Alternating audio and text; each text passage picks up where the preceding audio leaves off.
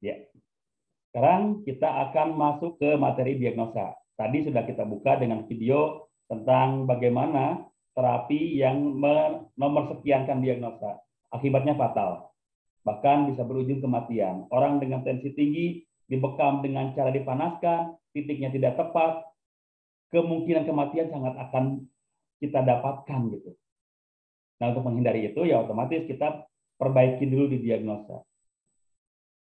Sebagai informasi saja ya, beberapa hari yang lalu saya tuh qadarullah diberikan oleh Allah ujian berupa sakit.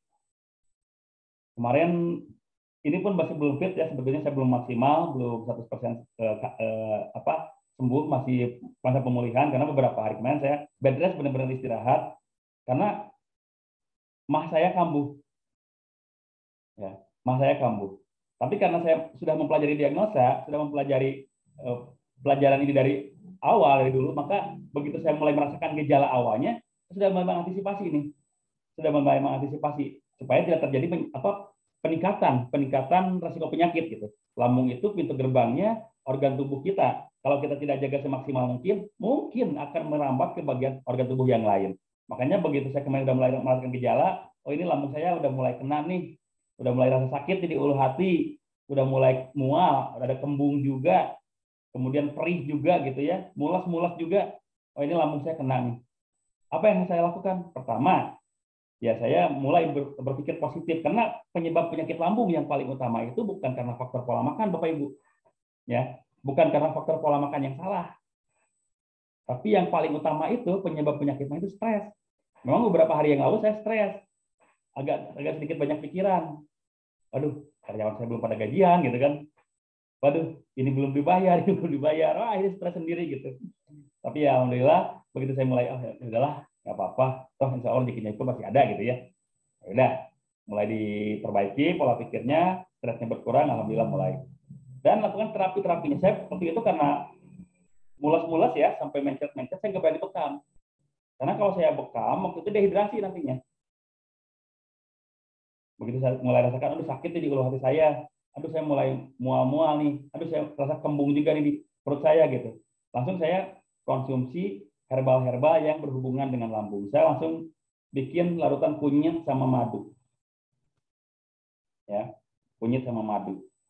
Alhamdulillah, cuma 1 hari, mungkin 2 hari lah, 2 hari yang ini yang terasa banget gitu ya, perihnya gitu ya. Tapi sekarang alhamdulillah sudah bisa membersamai ibu bapak lagi gitu. Nah itu pentingnya diagnosa Bapak Ibu. Jadi kita bisa mendiagnosa itu bukan hanya untuk mendiagnosa pasien kita, bukan hanya untuk bertemu dengan orang lain, mengetahui penyakit orang lain, tapi yang paling utama itu di situ. Kita bisa mendeteksi gejala awal penyakit yang kita rasakan.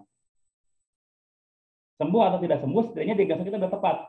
Oh ini mah, obatnya ini. Masalah sembuh atau tidak sembuh ya itu kita serahkan kepada Allah. Ya, sama. Ketika kita mendiagnosa pasien, kita rasakan diagnosanya tepat, masalah kesembuhannya bukan lagi di ranah kita. Yang penting kita sudah memberikan yang terbaik, diagnosa kita sudah berikan yang terbaik, penanganan kita sudah kita berikan yang terbaik, masa diijabahnya, hajat kita, keinginan kita untuk sembuh ya itu Allah yang menentukan. Nah itu yang ditanamkan terlebih dahulu ya, harus kita tanamkan lebih awal bahwa seorang terapis itu tidak mungkin bisa menjanjikan kesembuhan, tidak mungkin bisa menjanjikan kesehatan, yang bisa kita lakukan hanyalah berusaha semaksimal mungkin sebisa kita agar Allah memberikan kesembuhan lebih cepat. Makanya saya tidak pernah bertestimoni ya, tidak pernah bertestimoni bahwa si Fulan dibekam di tempat saya atau si Fulan terapi di tempat saya sembuh. Saya nggak berani bertestimoni seperti itu karena memang ya beda-beda. Ada yang diterapi sekali langsung sembuh, ada yang diterapi 2 kali 3 kali baru sembuh, ada yang sampai sekarang diterapi berulang-ulang belum sembuh. Karena kan bukan kita, ya bukan kita yang memberikan kesembuhan, bukan kita yang bisa menjanjikan kesembuhan, tapi Allah yang menurunkan kesembuhan itu melalui wasilah kita. Nah makanya kitalah yang harus semaksimal mungkin mengeksplor kemampuan kita sehingga Allah lebih mudah menurunkan kesembuhannya. Itu saja poinnya. Makanya kita belajar diagnosa. Nah, insya Allah diagnosa yang kita pelajari itu diagnosa medis dan non medis. Kalau diagnosa non medis kemarin di sesi rukyah sudah kita bahas sebagian ya, gangguan kepada fisik akibat gangguan jin seperti apa, gangguan sihir seperti apa, gangguan ain seperti apa, kemudian terhadap psikologi seperti apa juga. Tapi insya Allah nanti kita akan kupas lebih dalam lagi tentang diagnosa non medisnya nanti ya. Dan diagnosa medis ada dua, nanti kita pelajari anamnesa dan anatomi. Ya, anamnesa itu wawancara Bapak Ibu ya. Jadi kita bertanya kepada pasien tentang apa yang dirasakan oleh pasien. Karena kalau kita nggak bertanya terlebih dahulu, kita mustahil bisa menyimpulkan. Ya, jangankan ke orang lah gitu ya. Jangankan ke orang. Kita melihat orang dorong motor aja, kita tanya, Pak, kenapa motornya? Oh, ini bensinnya habis. Oh ya, berarti harus diisi bensin. Oh, ini bannya bocor. Oh iya, berarti bannya yang harus diperbaiki. Iya, ini mogok. Tadi mungkin kena air karburatornya. Ya, businya mungkin kena air. Ya, sudah berarti harus diperbaiki businya. Apalagi ke tubuh manusia. Maka kita kalau ada orang datang ingin kita diterapi oleh kita, Pak, apa keluhannya? Saya merasakan ini. Baru kita bisa menyimpulkan, oh kalau keluhannya itu, maka kemungkinan besar Bapak mengalami penyakit ini. Nanti penanganannya insya Allah seperti ini. Setelah itu Bapak lakukan ini. Ya. Jadi dari hasil anamnesa itu, kita akan mendapatkan 3 poin. Yang pertama, kesimpulan. Kesimpulan dari penyakitnya. Yang kedua, cara penanganannya. Yang ketiga, konseling pasca terapinya. Ya, jadi dari hasil anamnesa ini kita mulai bisa mempelajari. Kita mulai bisa mempelajari penyakitnya apa. Oh, penyakitnya ini. Ya sudah, nanti kalau sudah penyakitnya ini ketahuan, ini tangani seperti ini, obatnya ini gitu ya. Nanti soal pola hidupnya seperti ini, Pak, gitu. Ya. Itu anamnesa ya. Jadi anamnesa itu bertanya terlebih dahulu. Kita nggak mau dikatakan sok tahu kan. Makanya kita bertanya terlebih dahulu. Tanyakan dulu kepada orang yang datang kepada kita, keluhannya apa. Baru kita bantu dengan anatomi, dengan mengetahui organ apa sih yang sakit gitu. Pak, keluhannya apa? Saya sakit kepala, Pak. Oke, sakit kepala. Kalau kita mengetahui anatomi, kita tidak akan langsung menyimpulkan bahwa oh ini sakit kepala, maka pasti kepalanya yang bermasalah. Nggak mungkin seperti itu. Karena orang sakit kepala itu bisa saja itu hanyalah apa namanya keluhan penyerta saja sebetulnya. Karena bisa saja itu ada faktor lain. Mungkin tensi darahnya naik, mungkin dia kurang tidur, kurang istirahat, mungkin dia mah, mungkin dia dehidrasi, macam-macam penyebab utamanya sebetulnya. Cuma rasa sakit kepalanya itu mungkin hanya gejala penyerta saja. Oke, Bapak sakit kepala, tapi Bapak punya gejala ini. Oh iya, yo kalau begitu nanti titik bekam yang akan saya ambil adalah titik lambung, Pak. Karena sakit kepalanya Bapak diakibatkan oleh mah gitu. Contohnya seperti itu. Oh, Bapak sakit kepala. Bapak punya gejala ini. Iya, oh kalau begitu nanti yang akan saya bekam adalah titik yang berhubungan dengan tensi darah, Pak. Karena Bapak sangat mungkin karena tensinya sedang naik gitu kan. Oh iya, nah kita pelajari anatomi. Jadi setelah anamnesa kita ke anatomi. Jadi setelah kita tanya, kita periksa organ tubuhnya gitu. Setelah memeriksa organ tubuh, nanti anatomi yang akan kita pakai minimal kita pakai 2 ya. Minimal kita pakai 2 yaitu diagnosa wajah dan diagnosa telapak tangan. Minimal kita akan pakai 2 itu.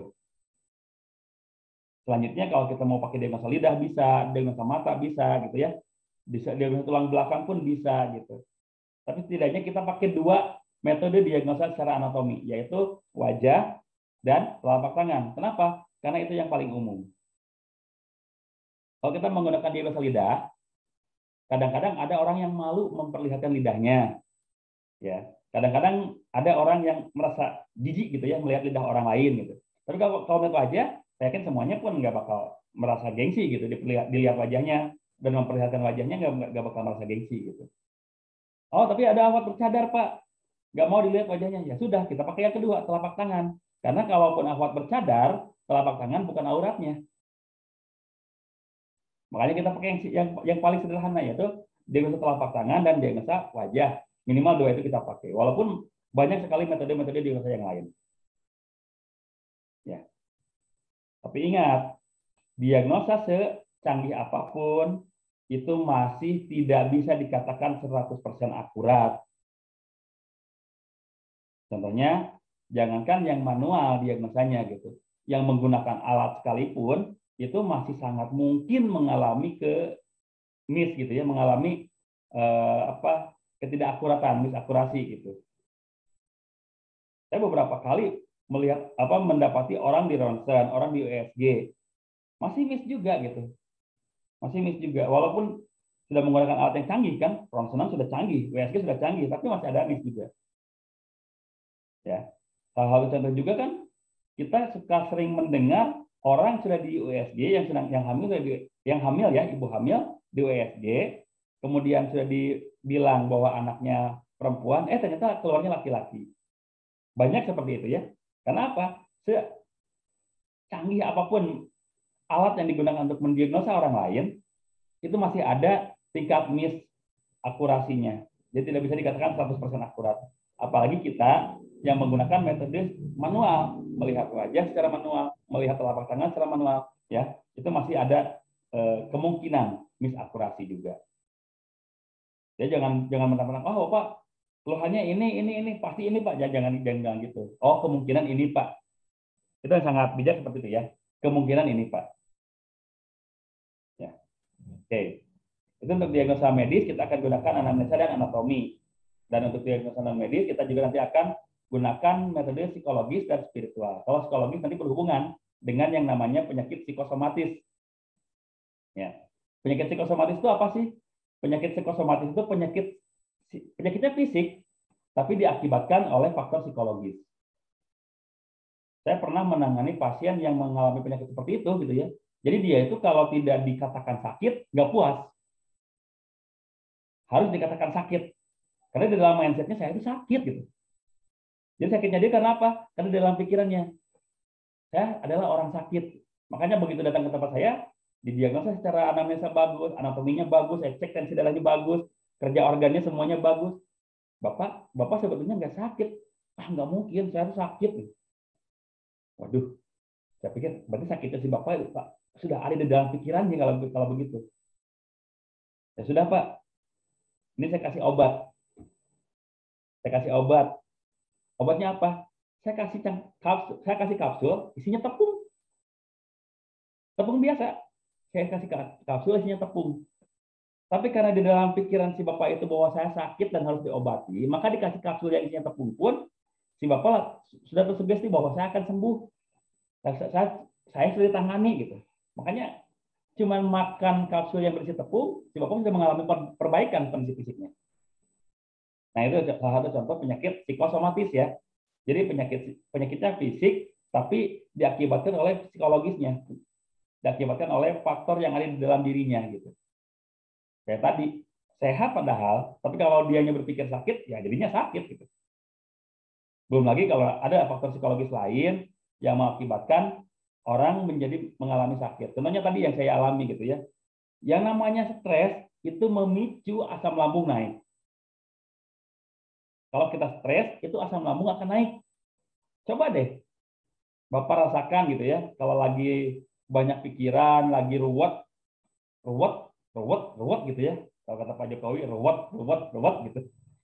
Kalau lagi banyak pikiran seperti itu, pertama yang dirasakan mules, Pak. Ya.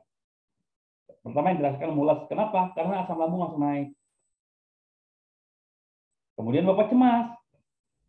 Disuruh naik panggung, disuruh berbicara di depan umum, padahal nggak persiapan. Apa yang Bapak rasakan? Ingin buang air kecil.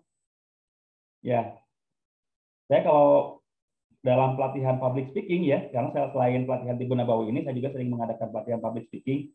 Kalau dalam pelatihan public speaking, saya biasa sering menyuruh gitu ya, menyuruh para peserta itu naik ke atas panggung, presentasi tanpa persiapan, hampir semuanya minta izin ke belakang dulu. Kenapa? Karena cemas ternyata mengganggu kinerja ginjal. Begitu orang cemas, ginjalnya terganggu, maka ingin buang air kecil. Terus ingin buang air kecil. Semakin cemas orang lain, semakin ingin buang air kecil terus-terusan.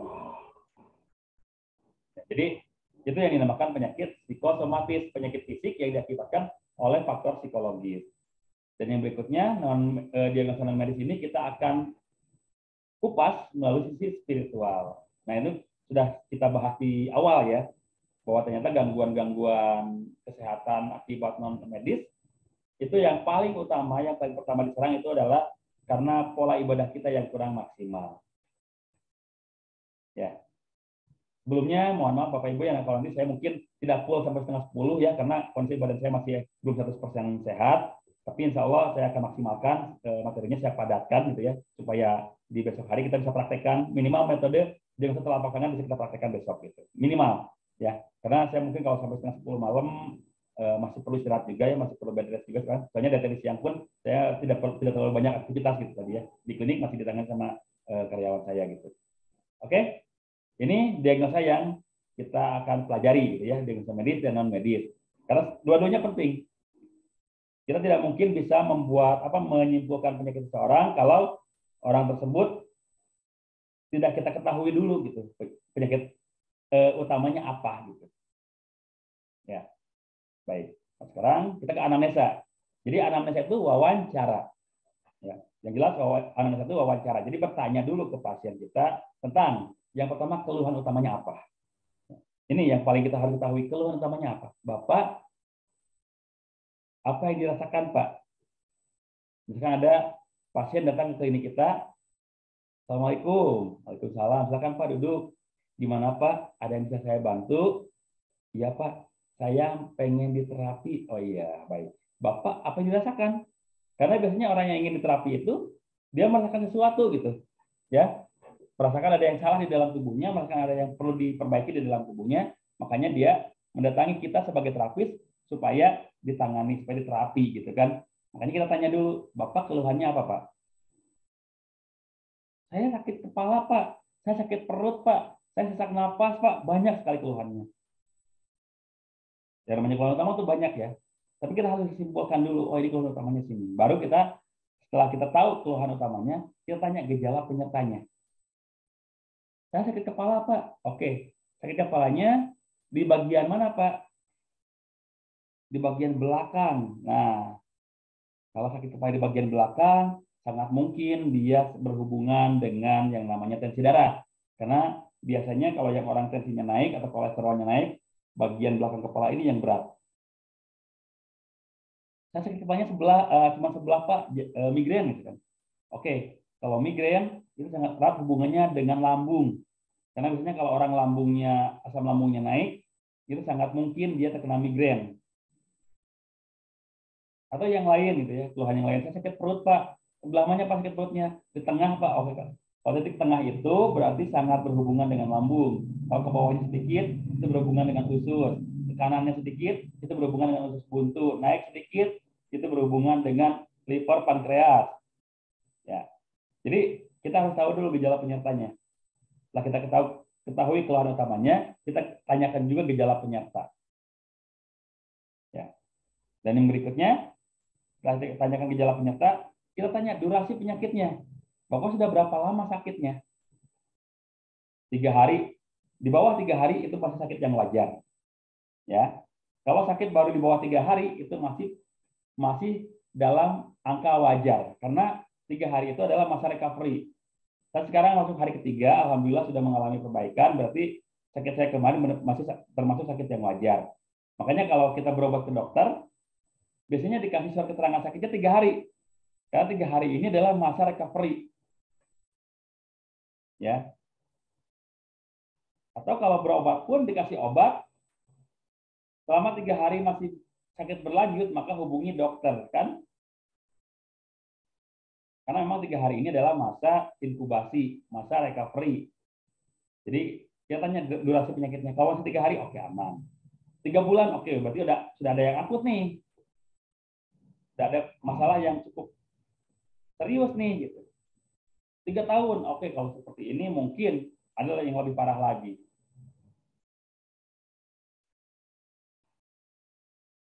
Ya, contohnya saya pernah menangani, bukan menangani ya, saya pernah menanyakan ke salah seorang pasien saya, Bapak, belum bapak-bapak, pasti mas-mas ya, masih muda lah gitu ya. Mas, sakit apa? Batuk. Oke. Udah berapa lama, Mas? Pokoknya saya mah dari tahun 2017 sakit batuk ini nggak sembuh-sembuh. Lah, kok bisa, Mas? Iya, pokoknya sedikit-sedikit saya rasa batuk pasti parah, sedikit-sedikit pasti parah gitu sakitnya. Oke. Berarti saya langsung menyimpulkan ini ada masalah dengan imunitasnya. Karena kalau imunitasnya bagus, yang namanya penyakit batuk itu tidak terus-terusan terjadi, tapi hanya terjadi ketika ada kondisi tertentu saja. Mungkin terlalu dingin suhunya, mungkin dia terkena alergi kah gitu. Tapi ini setiap saat batuk terus, batuk terus, batuk terus. Sampai dari tahun 2017 sampai tahun 2021 kemarin, 4 tahun nggak sembuh-sembuh. Saya curiga ini ada masalah di imunitas. Ternyata benar. Dia adalah ODA. Orang dengan HIV/AIDS. Nauzubillahimindzalik. Karena kalau orang sudah terkena virus HIV, jelas imunitas tubuhnya digerogoti. Imunitas tubuhnya habis semuanya. Terkena sedikit penyakit saja, nggak mungkin bisa sembuh. Makanya AIDS itu nggak ada obatnya. Ya, HIV itu nggak ada obatnya. Makanya begitu saya tahu dia orang terkena HIV, saya nggak berani pekam. Karena kalau sudah berhubungan dengan darah, nantinya akan lebih parah lagi, lebih fatal. Saya cuma rekomendasikan herbal saja. Herbal penguat imunitas, walaupun kecil kemungkinan dia sembuhnya, dan herbal ekspektoran yang bisa mencairkan dahak supaya lebih mudah kalau nanti batuk, dia dahaknya keluar gitu. Kenapa saya nggak berani tangani dengan bekam? Karena orang tersebut adalah ODA, orang dengan HIV/AIDS. Nah, itulah pentingnya kita menanyakan durasi penyakit seseorang. Supaya kita tahu kalau orang sudah lama sakitnya, sudah terlalu lama sakitnya, berarti ada imunitas yang salah. Ada masalah di imunitasnya. Nah, kalau masalah imunitasnya sudah terkena, ya, kalau masalah imunitasnya sudah terkena, kita perlu curiga kalau orang tersebut kena HIV/AIDS. Walaupun orang tersebut mungkin kelihatannya alim, walaupun orang tersebut mungkin tidak pernah melakukan sesuatu yang dilarang oleh agama, tapi HIV bisa masuk dengan cara yang tidak kita ketahui. Saya pernah menangani kasus gitu ya, menangani kasus waktu saya masih menjabat sekretaris di salah satu organisasi gitu ya. Ada salah seorang akhwat, ya, beliau dari pesantren, kemudian terjaga sekali, jangankan untuk melakukan hubungan badan dengan yang bukan muhrim, disentuh saja oleh yang bukan muhrim belum pernah, ya, karena memang dia sangat menjaga sekali. Tapi sakitnya sudah terlalu lama dan ternyata diindikasikan ada HIV. Dari mana? Ternyata HIV itu datangnya dari kebiasaannya dibekam, Pak. Kok bisa? Ya, karena sang pembekam tidak hati-hati. Jarumnya dipakai sembarangan. Tidak sekali pakai. Ya, tidak sekali pakai. Akhirnya apa? Pasien tersebut ya memang tidak terima dia jadi punya penyakit seperti itu. Melaporlah ke YLKI. Kalau sudah melapor ke YLKI, ranahnya sudah masuk ke delik, masuk ke hukum pidana. Kami dari asosiasi waktu itu tidak bisa berbuat apa-apa karena memang kesalahan ada di terapis. Kesalahan ada di terapisnya yang tidak melakukan sterilisasi secara maksimal. Jarum itu mutlak harus dipakai satu kali satu pasien gitu. Nggak boleh berulang-ulang. Walaupun misalkan untuk pasien yang sama sekalipun gitu ya.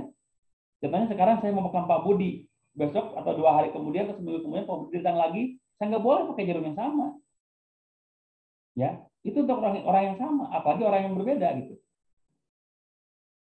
Nah ini si Ahwat tadi yang kelihatannya Hanifah gitu ya, soleha, terkena HIV. Dianya nggak terima, orang tuanya nggak terima, keluarganya nggak terima, jadi saya nggak bisa berbuat banyak waktu itu ya sudah. Kalau memang harus maju ke jalur hukum ya silahkan, soalnya kami dari pihak asosiasi tidak bisa memberikan perlindungan karena ada kesalahan fatal yang dibuat. SOP kami, standar kami, yang namanya jarum itu tidak boleh dipakai berkali-kali tanpa alasan. Kalau memang jarumnya habis, ya sudah. Bilang ke pasiennya kalau kita tidak bisa membekam hari itu karena jarumnya habis. Ya, karena akibatnya sangat fatal. Ya. Jadi, kalau ada orang yang punya durasi penyakit sudah terlalu lama, kemudian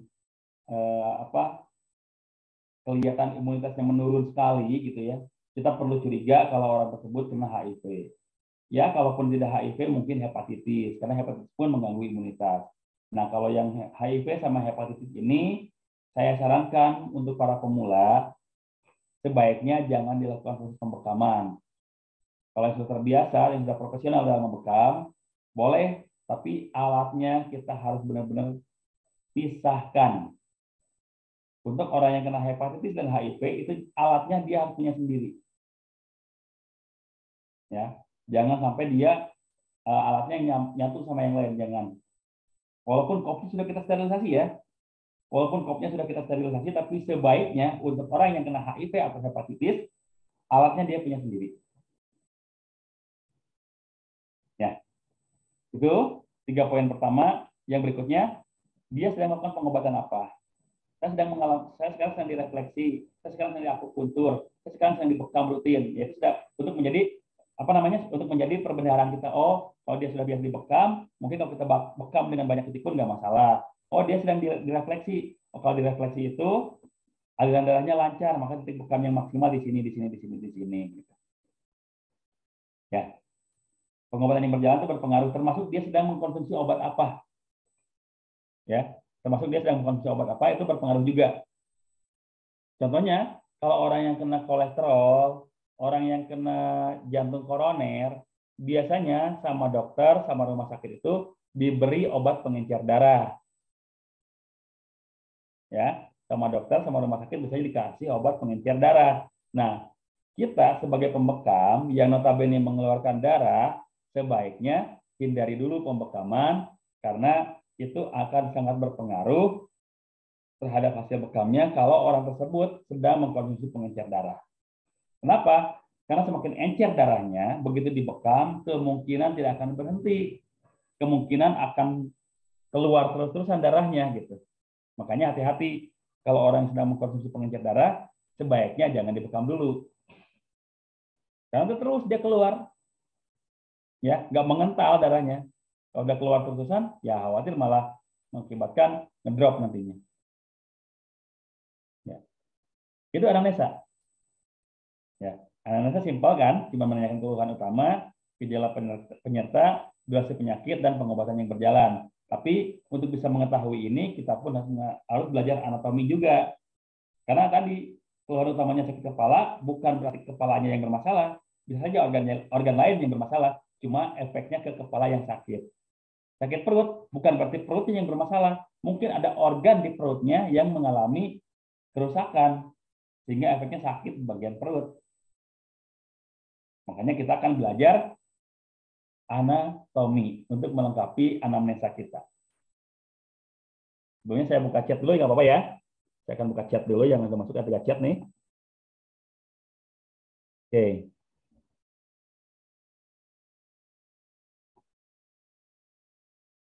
Oke. Oh, tadi Bu Andika ya live dulu karena mau ke grup di grup sebelah. Jadi pasien HIV atau hepatitis. Oke. Secara fisik memang tidak kelihatan ya kalau untuk HIV ya. Secara fisik nggak kelihatan kalau untuk HIV, tapi kalau untuk hepatitis masih bisa kelihatan. Cuma kalau untuk orang yang kena HIV kita perlu curiga, gitu ya, kita perlu curiga kalau dia terkena penyakit sedikit saja, itu sampai bertahun-tahun nggak sembuh. Nah, itu perlu kita curigai.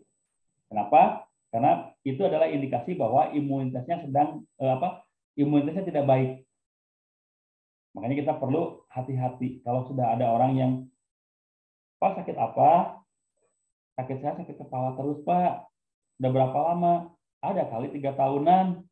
Oh, itu jadi hilang jadi atau terusan terasa? Kayaknya sih terusan terasa gitu. Nah kalau seperti itu ya kita perlu curiga. Tapi kalau hilang jadi ya mungkin ada faktor lain gitu ya. Tapi kalau terusan terasa, batuk dia nggak sembuh-sembuh terus-terusan gitu. Nah perlu kita curiga imunitasnya turun. Nah kalau hepatitis bisa kelihatan karena hepatitis itu adalah peradangan pada organ hati, peradangan pada liver. Maka ciri-cirinya kalau livernya bermasalah biasanya yang pertama di bola mata. Bola matanya agak kuning. Ya, bola matanya agak kuning. lidahnya agak kuning juga. Telapak tangannya pun agak kuning.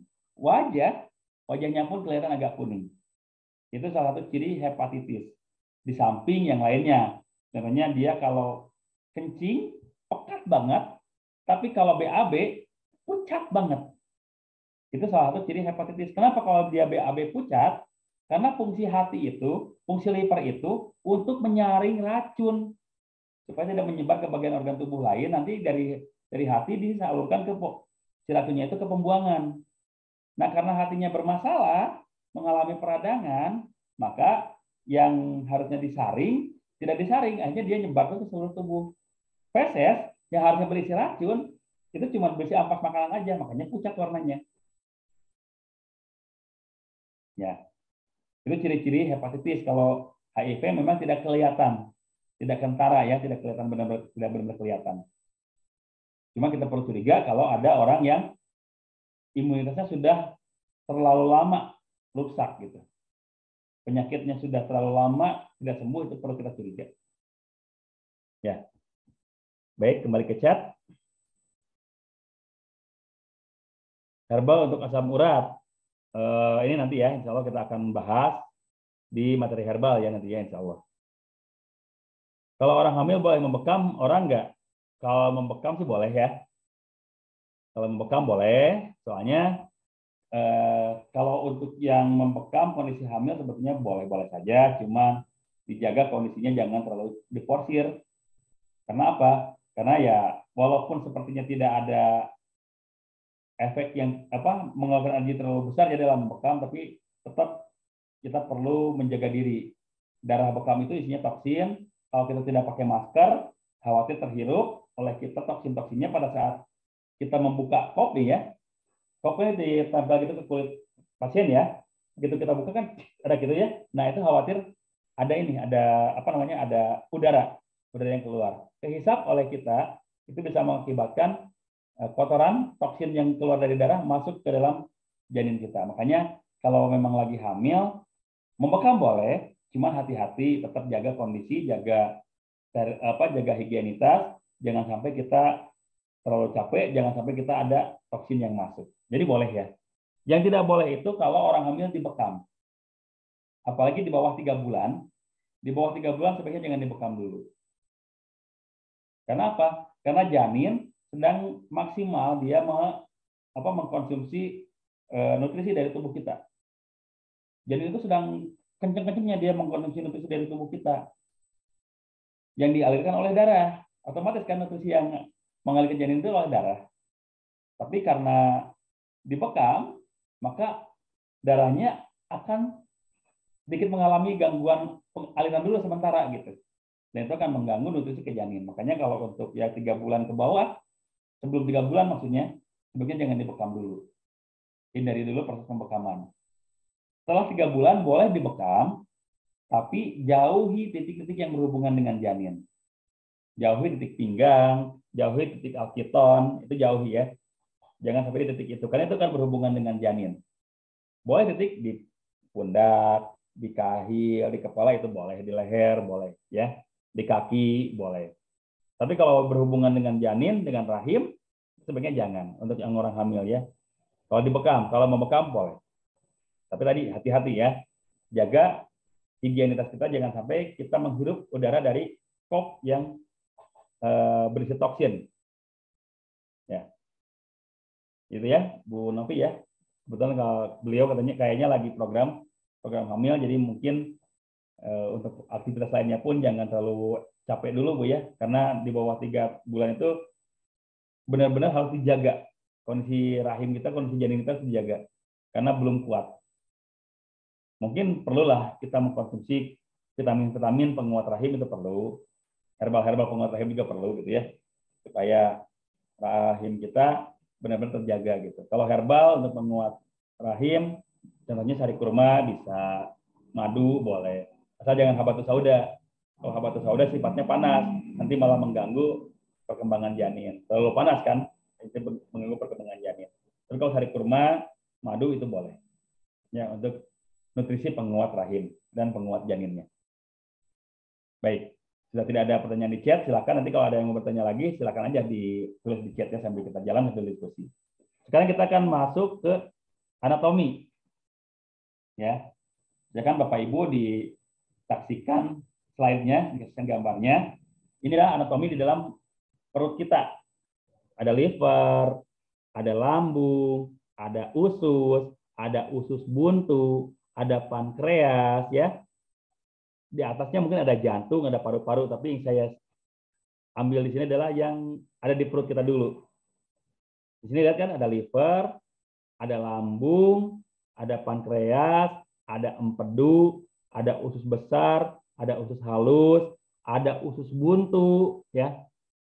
Ini yang ada di dalam perut kita. Nah, kenapa saya perlihatkan ini dulu? Supaya kita tahu dulu nih letaknya di mana. Kalau kita sakitnya di sebelah mana, oh berarti penyakit ini yang dirasakan. Ya. Nah, sekarang kalau kita sudah masuk ke anamnesa tadi, Bapak, mohon maaf, Bapak sakit apa? Sakit perut. Sakit perutnya sebelah mana, Pak? Di sini. Kira-kira ini organ apa nih? Kalau di titik itu, di titik yang merah itu. Silakan, organ apa nih kira-kira? Ada yang bisa jawab? Hati.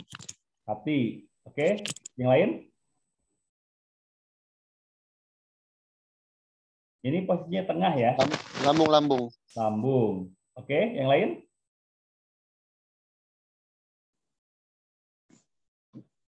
Ada lagi yang jawaban lain? Pankreas. Ya? Pankreas. Pankreas. Oke. Yang lain? Ada tiga jawaban. Hati, lambung, pankreas. Oke. Memang kalau kita cuma tahu letaknya saja, masih bisa berasumsi bisa. Hati bisa, lambung bisa, pankreas bisa. Makanya kita tanya gejala penyerta. 3 kan? Kemungkinan tadi 3 kan? Ada hati, lambung, sama pankreas. Kita tanya, Bapak sering mual nggak? Iya, oke. Pankreas, hati, lambung juga mual. Bapak sering kembung nggak? Iya, oke. Kalau sering kembung, pankreas itu tidak. Hati juga tidak, maka kemungkinan besar dia lambung. Bapak sering mulas nggak? Iya, oke. Kalau sering mulas, hampir dipastikan dia lambung. Langsung kita tanya ke pola hidupnya, Bapak pola makannya seperti apa? Pola makannya, saya memang kurang teratur. Oke. Mohon maaf Pak, Bapak sering mengalami stres nggak? Iya, saya sering mengalami stres. Oke, kalau seperti itu, maka yang paling memungkinkan untuk yang di sini adalah lambung. Tadi benar, liver bisa, pankreas bisa, lambung bisa. Tapi kita tanya gejala penyertanya. Ya.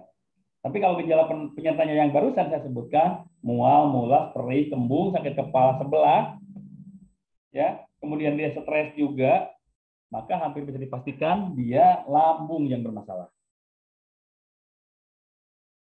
Ya. Kalau titik bekamnya, maka berhubungan dengan lambung, titik yang berhubungan dengan lambung di sekitar belikat, ya, nanti di sekitar belikat nanti ada titik bekam yang akan saya contohkan nantinya. Di sekitar belikat, ya, plus di sekitar pinggang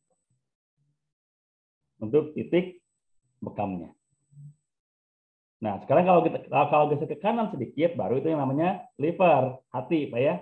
Jadi tadi kalau tengah itu lambung, sedikit geser ke sini hati ya. Nah, tadi kan di sini kita lambung ya di sini ya. Ini lambung, posisinya tengah nih. Maka kalau sedikit ke sini ke kanan ya, itu liver. Ya. Liver itu posisinya sebelah kanan, Pak. Liver itu hati. Ya. Liver itu hati. Jadi hati itu bukan heart ya. Karena heart itu jantung.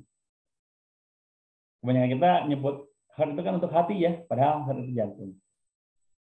Nah, lagi kalau misalkan ada sakit di sebelah kanan, maka kita tanya gejala penyerta untuk memastikan apakah Bapak sering mengalami lemes, Pak? Iya. Apakah Bapak sering kurang tidur, Pak? Iya. Apakah Bapak sering minum kopi? Iya juga. Maka kalau itu sering dilakukan juga, kemungkinan besar dia adalah orang yang menderita masalah pada livernya. Karena liver itu, kalau kita pahami jam organ, liver itu bekerja antara jam 11 sampai jam 3 pagi. Antara jam 11 sampai jam 3 pagi, dia bekerja keras menyaring racun yang ada di dalam tubuh kita.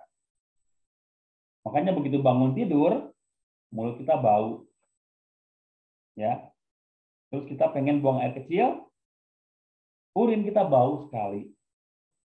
Maaf, kalaupun pengen buang air besar, pagi-pagi itu buang air besar bau sekali, Pak. Kenapa? Karena semalaman dikuras oleh liver kita, dibersihkan oleh liver kita. Nah, makanya kalau ada orang yang sakit di bagian perut kanan, kita tanya, apakah Bapak mengalami mudah lemes, mudah capek, kurang tidur, peminum kopi, ya, sering begadang, dan jangan ragu kalau orang tersebut meminum alkohol, itu sudah bisa dipastikan. Kalau dia mengkonsumsi alkohol, sudah bisa dipastikan livernya rusak. Maka tadi, kalau ada orang yang mengalami sakit perut sebelah kanan, itu hampir dipastikan livernya yang bermasalah. Oke ya. Berikutnya. Oke, kita clear dulu anotasinya.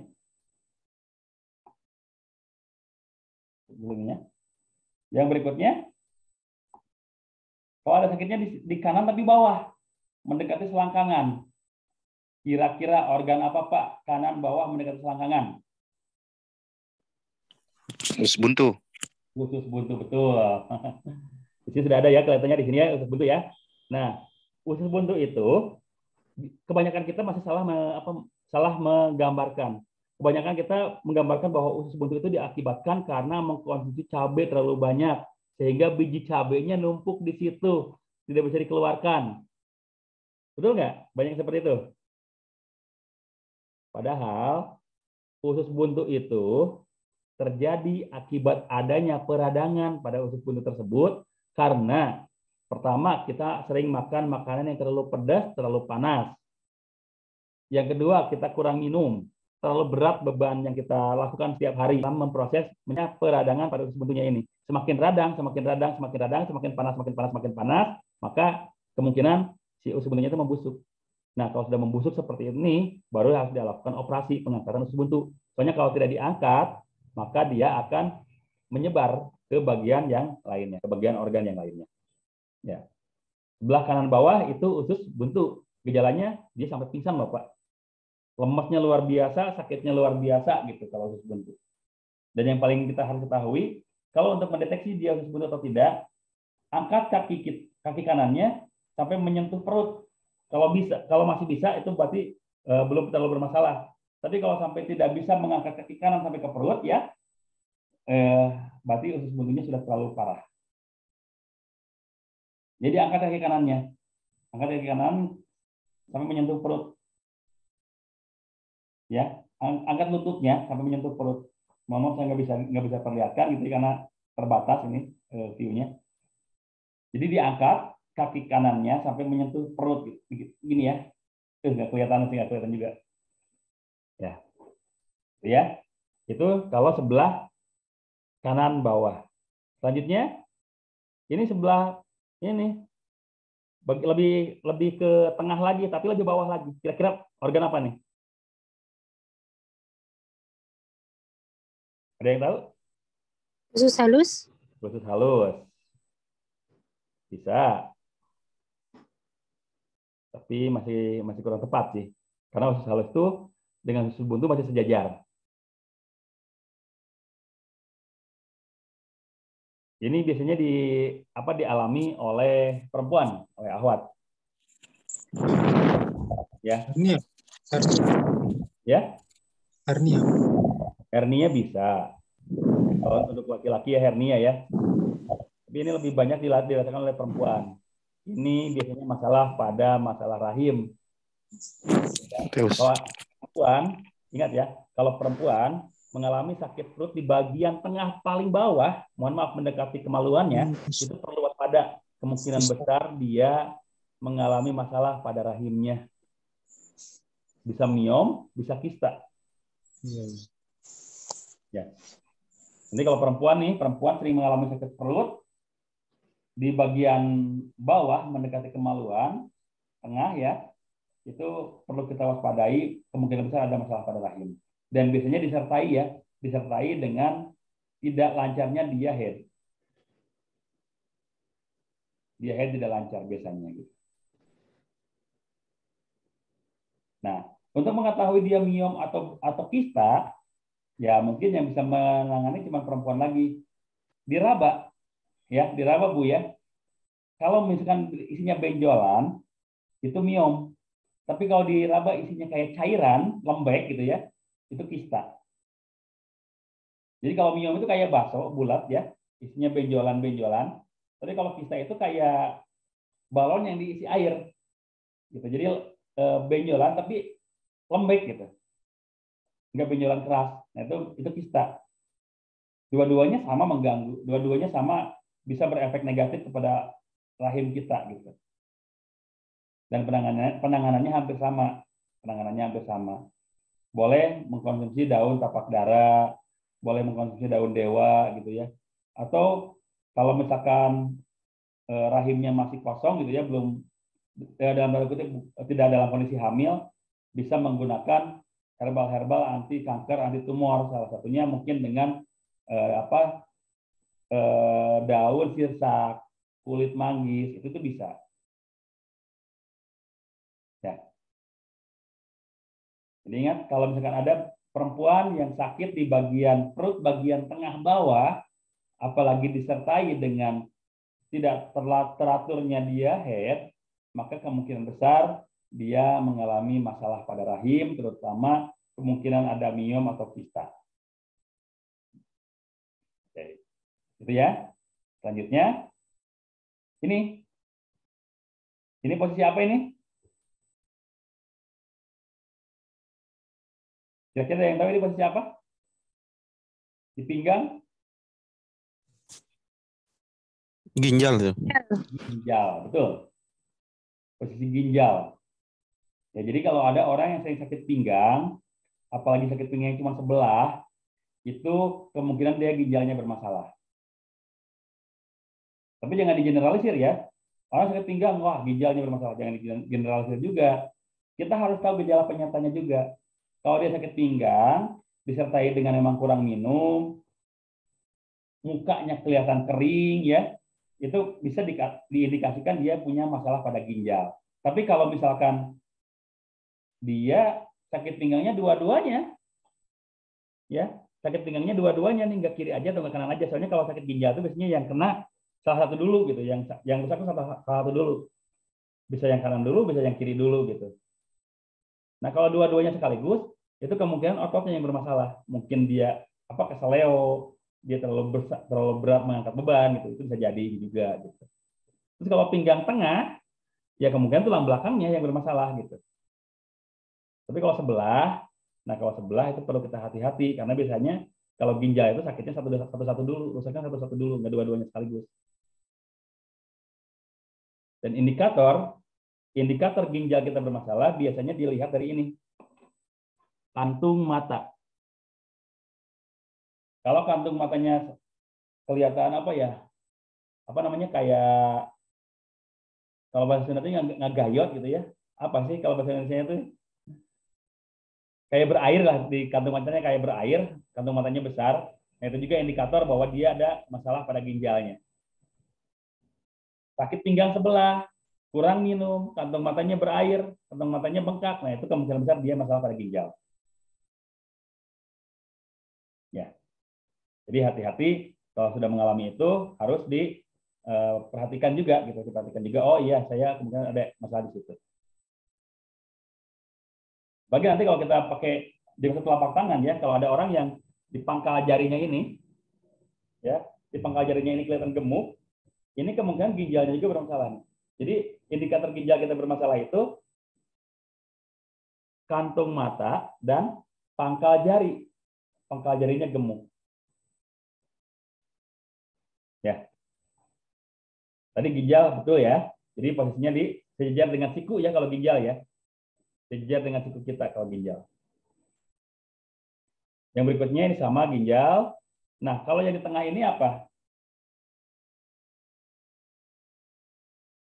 Kira-kira yang tengah ini apa? Kalau kita lihat di ini di apa namanya di anatomi ini di bagian perut kita ini, yang tengah apa biasanya?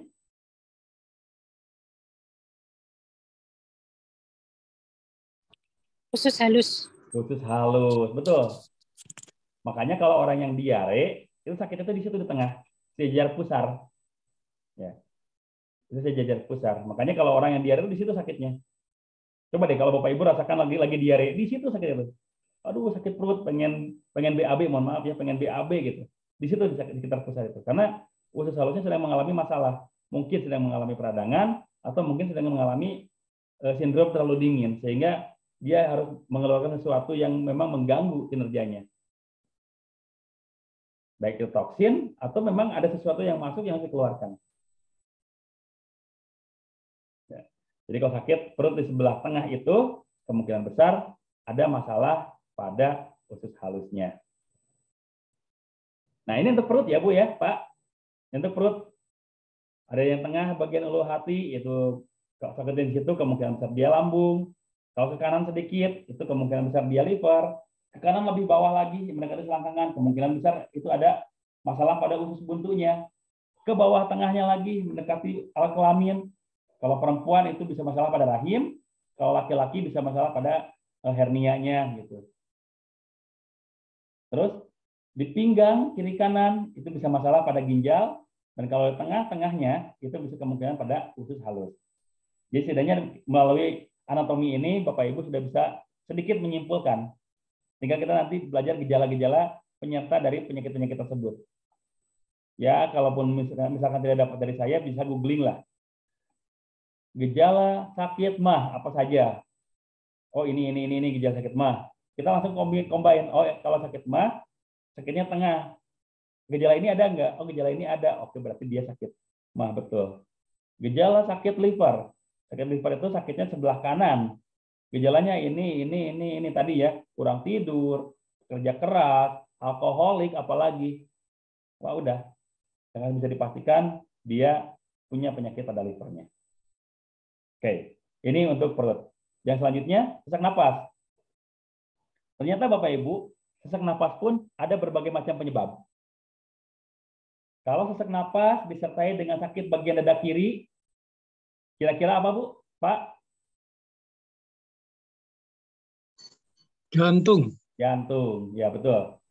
Soalnya begitu sakit di dada kiri, suka langsung sesak juga kan. Apalagi sedikit naik turun tangga aja udah kelihatan, langsung terasa gitu. Apalagi kalau begitu kita lihat kakinya bengkak, Pak. Udah sakit di dada kirinya, nafasnya sesak, kakinya bengkak.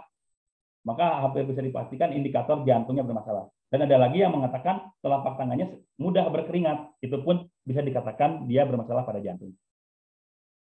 Ya. Sesak napas. Jadi kalau ada sesak napas, Pak, mohon maaf, keluhannya apa? Saya sesak napas, Pak. Mohon maaf, Pak, dada kiri suka sakit nggak? Iya, oke. Berarti dia masalah pada jantung. Mohon maaf, Pak, dada kiri suka sakit nggak? Enggak sih. Oh, berarti jantungnya aman. Ya. Tapi sesak, Pak ya? Iya. Kalau jantungnya aman, maka kita langsung lari ke sumber dari nafas. Apa sumber nafas? Paru-paru. Paru-paru, betul. Langsung kita lari ke sana. Kalau jantungnya aman, maka kemungkinan besar paru-parunya yang bermasalah. Mohon maaf, Bapak, Ibu, kalau misalkan dia kena dingin lebih sesak nggak? Iya, kalau kena dingin saya lebih sesak lagi. Maka kalau kedinginan lebih sesak, maka hampir dipastikan apa? Apalagi kalau berbunyi itu. Kalau nafas sesaknya berbunyi lagi. Kira-kira penyakit apa? Asma. Asma. Jadi sesak napas itu ternyata ada berbagai macam penyebab ya. Jantung bisa, paru-paru bisa. Kalau dari jantung tadi mungkin dia sakit jantung ya, serangan jantung koroner. Kalau dari paru-paru bisa juga dia terkena asma. Atau asam lambung naik, Bu ya. Asam lambung naik juga bisa mengakibatkan sesak napas. Asam lambung naik pun bisa mengakibatkan sesak napas. Makanya kalau ada orang sesak napas, Pak, dada kirinya sakit nggak? Enggak. Kita dekatkan, napasnya nggak bunyi. Sesak napas sih tapi nggak berbunyi gitu. Dan kalau dia kedinginan juga nggak sakit, nggak tambah sesak gitu. Saya tanya, Bapak sering mual juga nggak? Sering kembung juga nggak? Kalau jawabannya iya, maka kemungkinan besar dia masalah pada lambungnya. Karena asam lambung naik pun bisa mengakibatkan sesak nafas juga. Tuh. Dari sesak nafas ini kita bisa menyimpulkan tiga jenis penyakit nih. Ada penyakit jantung, ada penyakit paru, dan ada penyakit lambung. Ya, ini yang sesak nafas. Ada yang lemas. Pak, mohon maaf, Bapak keluhannya apa? Saya mudah capek, Pak. Oke, mudah capek itu banyak sekali. Mohon maaf, Pak, Bapak kurang istirahat. Iya sih, beberapa hari ini saya kurang istirahat. Oke, berarti wajar. Mudah capek karena kurang istirahat wajar. HP kita mudah lowbat karena memang ngecasnya kurang wajar. Oke, kurang istirahat. Kita lihat matanya. Oh, matanya agak kuning. Oh, berarti dia kemungkinan besar ada masalah pada livernya. Karena liver bermasalah itu cepat lemas juga, cepat capek, ya. Atau ada gejala penyerta lain. Bapak keluhannya apa? Saya mudah lemas, Pak. Mudah lemas, Pak ya. Mudah haus juga enggak? Iya, mudah haus juga. Kalau makan gimana, Pak? Bapak makan normal? Normal sih. Satu hari bisa 3-4 kali bahkan, soalnya saya mudah lapar. Ingat, lemas, mudah haus, mudah lapar. Bapak mohon maaf, mudah ngantuk nggak? Iya, saya mudah ngantuk. 4 nih, sudah ada 4 gejala. Lemas, mudah lapar, mudah ngantuk, mudah haus. Kira-kira dari 4 ini ada yang bisa menyimpulkan apa? Gula. Gula, diabetes. Diabetes. Ya, diabetes. Betul. Apalagi kalau kita tanya lebih detail lagi. Ya, kalau kita tanya lebih detail lagi. Dia udah lemas, mudah lapar, mudah haus, mudah ngantuk, beser, ya. Dan kalau berat badannya tidak naik-naik, walaupun makannya banyak, bahkan cenderung menurun, maka itu hampir dipastikan dia diabetes. Hampir dipastikan dia diabetes. Dan yang paling ditakutkan, ya, yang paling ditakutkan dari diabetes ini, terutama oleh kaum laki-laki, adalah impoten. Semakin tinggi kadar gula di dalam darahnya, maka semakin besar potensi dia impoten. Kenapa? Karena kadar gula di dalam darah itu membuat massa jenis darah itu semakin berat. Sekali lagi, kadar gula di dalam darah itu menyebabkan massa jenis darah semakin berat. Maka aliran darah akan semakin lambat ke semua organ, termasuk ke organ vital. Organ vital kita lambat mendapatkan suplai darah, maka kemungkinan dia akan sulit ereksi. Apalagi kalau sampai dia tidak mendapatkan suplai darah, tidak bisa ereksi. Ya, kalau kita, mohon maaf ya, tapi saya yakin di sini sudah dewasa semua. Kalau lagi ereksi dipegang gimana rasanya? Hangat kan? Ya, panas kan kalau lagi ereksi kita pegang gitu ya. Rasanya panas sekali kan? Ya, karena memang darah itu suhunya panas. Suhu darah itu panas. Tapi kalau darahnya lambat ngalirnya, maka si suhu panas itu tidak sampai ke bagian organ tersebut. Jadilah tidak bisa digerakkan. Nah, itu yang ditakutkan penderita diabetes, terutama laki-laki ya, sama Iwan, yang paling ditakutkan itu. Dia tidak bisa ereksi. Yang lainnya, ke organ yang lainnya pun sama. Kenapa yang diabetes jadi lebih mudah ngantuk? Karena otaknya itu lambat mendapatkan suplai darah. Sementara darah itu kan mengalirkan oksigen juga. Ya, dan itu kan mengalirkan oksigen juga, tapi karena massa jenisnya berat, terlalu banyak gula di dalam tubuhnya, maka lambat ngalir ke kepala otak, akhirnya mudah ngantuk. Otak itu kan yang menyebabkan dia bertahan itu kadar oksigen. Semakin kita sering kurang kadar oksigennya, maka semakin sering kita menguap. Contohnya kalau di masjid ya, Jumatan, kenapa kita mudah ngantuk? Karena ruangannya penuh. Oksigen yang kita hirup kurang. Makanya otak kita semakin kurang asupan oksigennya, maka ngantuk. Ya. Termasuk kalau luka. Orang kena diabetes itu lukanya akan lama sembuhnya. Kenapa? Karena yang menyembuhkan luka itu sel darah putih. ya, sel darah putih yang menyembuhkan luka lambat mengalir ke bagian luka tersebut. Akhirnya lukanya lama sembuhnya. Dan kalau ada virus, kalau ada bakteri, kalau ada infeksi yang kena, maka bisa mengalami pembusukan. Karena dia di cover oleh sel darah putih. Artinya dia mengalami pembusukan. Nah, itulah yang ditakutkan oleh penderita diabetes. Ya. Ke yang lainnya pun sama. Makanya kalau sudah kena diabetes, kerusakan organ tubuh yang lain tinggal nunggu waktu. Apakah bisa disembuhkan? Tidak ada penyakit yang tidak bisa disembuhkan. Karena kesembuhan milik Allah. Kalau Allah menghendaki sembuh, insya Allah sembuh. Sejauh ini kita masih beranggapan bahwa diabetes itu tidak bisa diobati. Ya, kalau secara naluri kalau secara akal manusia. Tapi kalau Allah yang sudah berkehendak tidak mungkin tidak bisa disembuhkan. Insya Allah bisa disembuhkan. Banyak kasus diabetes yang sembuh. Ya, walaupun secara logika itu tidak bisa disembuhkan, tapi banyak kasus diabetes yang sembuh. Ya. Nah, bagaimana kalau diabetes harus dibekam? Boleh, tapi membekamnya harus hati-hati. Jangan di tempat-tempat yang jauh dari jantung. Yang diabetes itu tangan, kaki sering kesemutan, sering kebas. Hindari membekam di area tersebut walaupun sering kesemutan, sering kebas. Cukup membekam di area yang berdekatan dengan jantung saja. Supaya apa? Supaya proses recovery-nya lebih cepat. Karena lebih cepat dialiri oleh darah. Beda kalau yang jauh. Kalau yang jauh dari jantung, itu aliran darahnya akan semakin lambat. Oke? Jadi tadi ya, udah dia lemas, kemudian mudah lapar, mudah haus, mudah ngantuk, beser, dan kalau makan normal tapi nggak naik berat badannya, maka kemungkinan besar dia diabetes. Kalau lemasnya tadi tidak disertai dengan itu, mungkin dengan faktor lain, ya mungkin ada masalah pada liver. Liver dan pankreas itu berdekatan, makanya gejalanya hampir sama, lemasnya hampir sama. Ya, pusing atau sakit kepala ini juga sama. Tentunya di bagian belakang itu biasanya diakibatkan oleh tensi darah yang terlalu tinggi. Plus ada kolesterol juga. Ya, kalau sakitnya di bagian belakang. Dan biasanya kalau ada tensi darah yang tinggi, kolesterol tinggi, disertai juga sakit di bagian pundak, berat di bagian pundak. Kalau sakit kepalanya sebelah, besar itu berhubungan dengan masalah lambung. Migrain itu berhubungan dengan lambung. Kalau sakit kepalanya atau pusingnya akibat jongkok, tiba-tiba langsung berdiri, itu kebalikan dari tadi. Kalau tadi di kepala belakang berat itu akibat tensi darah yang tinggi, kalau yang habis jongkok langsung berdiri langsung pusing, itu biasanya akibat tensi darah yang rendah. Ingat, tensi darah rendah beda dengan kurang darah. Hipotensi tidak sama dengan anemia. Kalau hipotensi, tekanan darahnya rendah. Kalau anemia, dia kurang darah. Jadi bisa dibedakan ya. Kurang darah itu tidak selamanya dia tekanan darahnya rendah. Banyak orang yang kurang darah tapi tekanan darahnya tinggi. Ya, detak jantung. Tapi kalau kurang darah dia tidak. Ya, jadi beda penyebab. Makanya tidak selamanya. Dan tidak selamanya orang yang masih banyak beranggapan, oh dia kurang darah. Ya, tensi berapa? 90/60. Wah, kurang darah. Padahal nggak tentu. Tentunya volume darahnya normal. Hanya saja dia tekanan darahnya aja yang rendah gitu. Ya. Itu pusing dan sakit kepala. Nah, ini contohnya tekanan darah normal sekitar 120/80. Ya. Oke.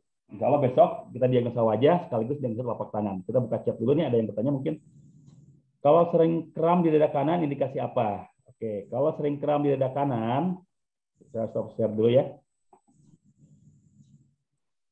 Yang namanya sering kram itu ada berbagai macam penyebab. Salah satunya tadi ada suplai darah yang tidak maksimal. Suplai darah tidak maksimal mengakibatkan otot kita pun mengalami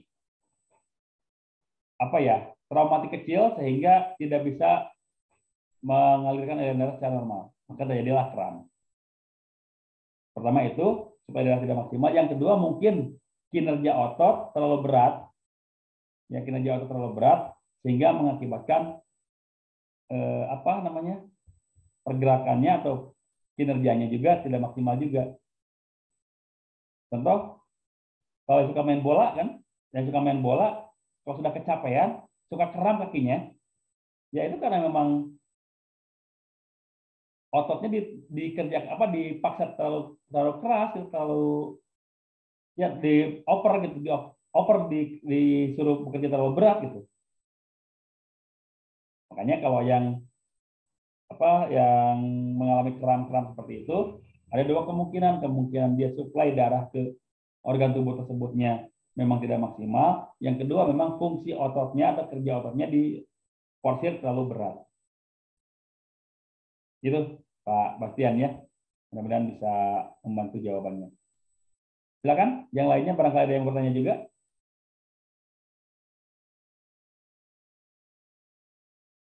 Sudah jam 9 lebih, nggak apa-apa. Silakan, kita masih ada waktu.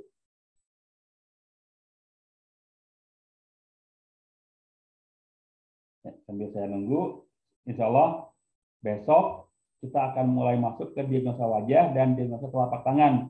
Mudah-mudahan di minggu berikutnya kita sudah benar-benar bisa masuk ke materi bekam. Ya. Kalau di materi bekam akan lebih masuk nih materi diagnosa ini, terutama anatomi tadi ya. Karena titik bekam itu saya menggunakan dua metode, yaitu titik bekam sunnah yang memang sudah dicontohkan oleh Rasulullah, plus titik bekam anatomi sesuai dengan anatomi yang dibutuhkan gitu. Karena titik bekam sunnah sudah maksimal, sudah sangat luar biasa khasiatnya. Cuma memang ada beberapa yang tidak disebutkan. Ya, ada beberapa yang tidak disebutkan oleh dalam hadis-hadis tersebut, sehingga perlu kita berimprovisasi. Dan yang namanya ilmu pengobatan itu kan tajridiyah ya, bisa bisa berkembang, tidak selamanya harus berpegang kepada pakem-pakem religi gitu, tidak berpegang kepada pakem-pakem keagamaan gitu. Kalau untuk pengobatan beda, kalau misalkan fikih, kalau misalkan akidah, tauhid gitu, itu memang ada pakem atau dalil-dalil yang harus dipertahankan. Tapi kalau pengobatan itu bisa berimprovisasi. Ya, kalau pengobatan selama tidak melanggar kaidah-kaidah yang berlaku. Contoh ada yang berobat menggunakan barang-barang yang haram, ya jelas itu dilarang. Ya. Ya. Baik, ini sudah ada 3 chat yang masuk. Saya akan mulai baca dulu ya.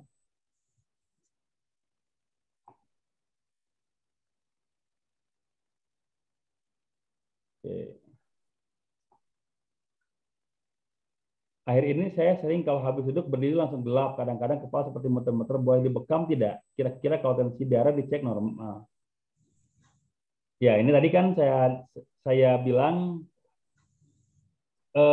kalau sudah sering kalau habis duduk langsung berdiri kemungkinan sih tensinya rendah. Tapi kalau tensinya normal maka kemungkinan besar dia anemia, kurang darah. Boleh dibekam? Ya, boleh-boleh saja. Dengan catatan membekamnya harus hati-hati. Pertama, titiknya harus tepat. Yang kedua, jangan terlalu banyak. Soalnya kalau terlalu banyak bisa mengakibatkan udah darahnya kurang, diambil lagi semakin kurang. Jadi boleh di titik-titik yang berhubungan saja. Contohnya di titik al-afdain. Ya, di titik al-afdain. Titik al-afdain itu titik di belakang leher belakang ya, di sini ya. Itu boleh dibekam di situ. Ya. Tapi jangan terlalu banyak, jangan sampai di al-afdain juga, di katifalen juga, di kahil juga, di belikat juga, itu jangan terlalu banyak kalau memang tensinya normal. Karena mungkin itu anemia, kurang darah kemungkinan. Dan perlu dilihat juga di kelopak matanya Bu Novi ya. Padahal kelopak matanya kalau memang pucat, nah itu hampir positif anemia. Jadi boleh mengkonsumsi herbal-herbal atau makanan-makanan penambah penambah hemoglobin darah. Contohnya sari kurma boleh, apalagi ya. Kalau di sini sih saya sering melihat buah bit boleh, daun singkong boleh. Itu bisa menambah volume darah juga, selain meningkatkan tensi darah ya, tapi menambah volume darah. Tapi yang saya rekomendasikan sih untuk menambah volume darah itu sari kurma. Ya. Jadi sebelum dibekam, coba dulu konsumsi sari kurma. Rutin sari kurma, insya Allah itu bisa membantu. Oke, itu Bu Novi ya. Sekarang Pak Abdul Rauf, kalau Pak Abdul Rauf, perbedaan gejala rematik dan asam urat. Oke, kalau dari gejala sebetulnya hampir sama Pak. Sakit di bagian-bagian yang berhubungan dengan sendi. Cuma kalau rematik biasanya begitu kena dingin langsung lebih sakit lagi. Ya, kalau kena dingin itu lebih sakit lagi karena kalau rematik itu diakibatkan karena stagnansi darah, pembekuan darah. Ingat, rematik itu diakibatkan karena pembekuan darah. Jadi kalau kena dingin, beku lagi kan, makin sakit lagi. Tapi kalau asam urat itu diakibatkan apa namanya? Kalau asam urat diakibatkan oleh kadar purin di dalam darah yang berlebihan. Maka kalau purinnya meningkat lagi, itu akan sakit. Purin dari mana? Kalau kita mengkonsumsi sayuran hijau tanpa dimasak sempurna terlebih dahulu, itu akan mengakibatkan purin kita naik. Kalau kita makan kacang-kacangan, purin kita akan naik. Kalau kita makan jeroan, purin kita akan naik.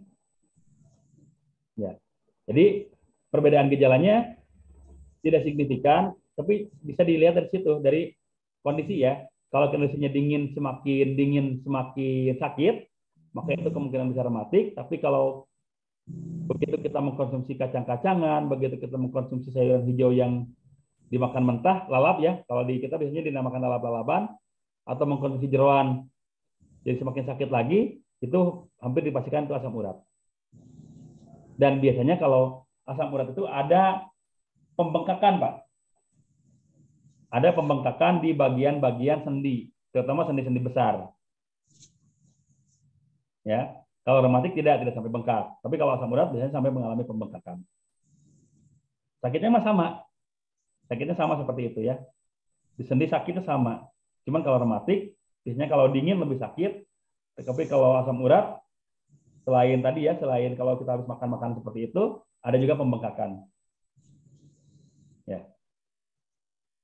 Baik. Itu Pak Abdul Rauf ya. Kalau perbedaan rematik dan asam urat.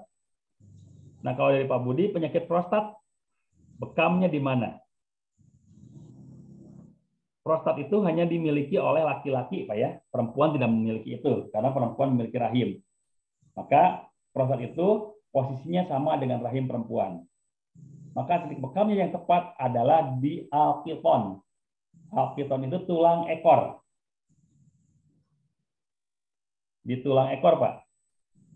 Plus tambah di titik-titik yang berhubungan dengan ginjal. Karena prostat itu erat hubungannya dengan ginjal. Kalau ginjal kita sehat, maka kemungkinan besar prostat kita pun akan sehat.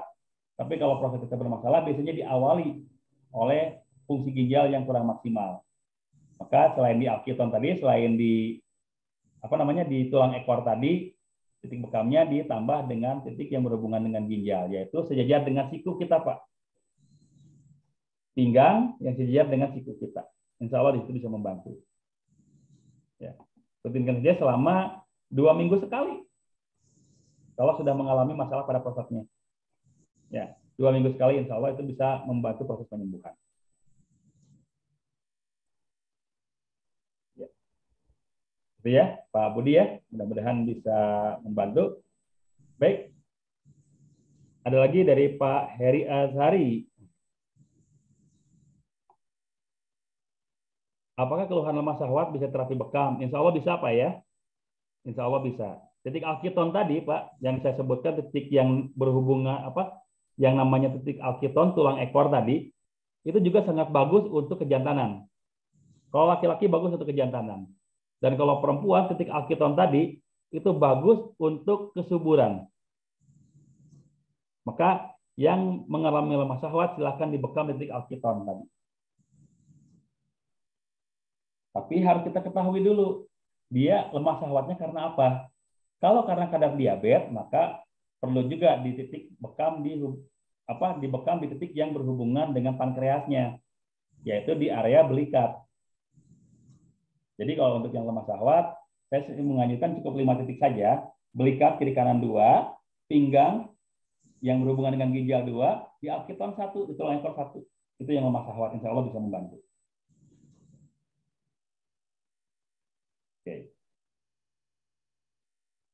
Oke, itu ya Pak Heri. Mudah-mudahan bisa terjawab juga. Mungkin untuk malam ini cukup sekian dulu ya. Insya Allah kita lanjutkan besok. Terlalu malam ya, buat yang di Indonesia bagian tengah dan timur khawatir kemalaman. Besok masih ada aktivitas lain lagi. Insya Allah besok kita akan lanjutkan. Kalau ada pertanyaan-pertanyaan seperti biasa saya persilahkan untuk kita diskusikan di WA group, karena WA group itu memang fungsinya untuk yang mungkin tidak tersampaikan di forum Zoom ini gitu. Jadi sekali lagi kalau memang ada pertanyaan-pertanyaan, saya persilakan di WA group untuk bisa berdiskusi. Dan linknya untuk besok masih gunakan link yang ini ya, sampai akhir insya Allah kita gunakan link yang ini, link yang tetap. Jadi saya tidak akan share linknya lagi, silahkan gunakan link yang itu terusan. Telinga bunyi sebelah. Oke, kalau telinga bunyi sebelah, biasanya itu ada masalah pada ginjal, Pak.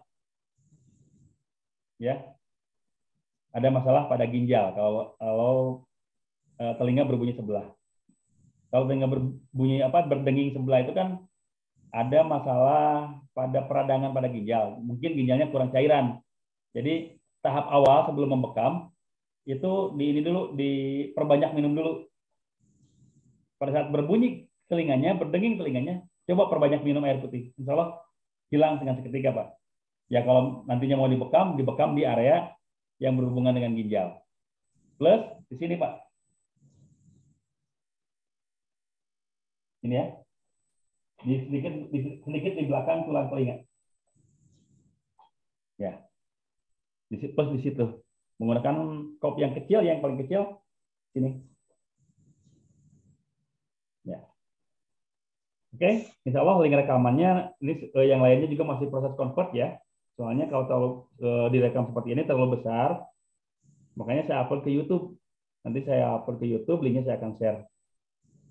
Ya, jadi insya Allah semuanya yang tidak mengikuti sekalipun masih dapat mereview, memurojaah, sehingga tidak terlalu tertinggal. Insya Allah ya. Mohon doanya saja semoga semuanya bisa dipermudah oleh Allah, dilanjutkan oleh Allah. Yang ini pun masih direkam, jadi nanti kalau misalkan ada rekamannya, linknya sudah selesai, saya akan share semuanya di grup ya. Linknya akan saya share ke grup, link YouTube-nya. Baik, Bapak Ibu semuanya, saya rasa cukupkan dulu sampai sekian. Mohon maaf jika banyak kesalahan dan kekurangan. Mudah-mudahan materi diagnosa pada kesempatan malam hari ini bisa membantu menambah wawasan dari Bapak Ibu semuanya, terutama bisa mereview saya juga yang menyampaikannya, dan alhamdulillah dari pertanyaan-pertanyaan yang keluar tadi yang dari Bapak Ibu yang menjadi input bagi saya juga, itu bisa menjadi tambahan wawasan bagi saya pribadi. Sekali lagi saya ucapkan terima kasih atas waktunya. Selamat beristirahat, semoga hari esok Allah berikan kemudahan, kelancaran dalam aktivitasnya, dan terutama diberikan kesehatan untuk bisa menjalankan aktivitas kita. Untuk mengakhiri, mari kita sama-sama tutup dengan membacakan doa kafaratul majelis. Bismillahirrahmanirrahim. Astaghfiruka wa atubu ilaik. Terima kasih. Akhirul kalam. Wabillahi taufiq wa hidayah. Assalamualaikum warahmatullahi wabarakatuh. Waalaikumsalam warahmatullahi wabarakatuh. Terima kasih Pak Ustadz. Sama-sama. Mau izin di end Bapak ya.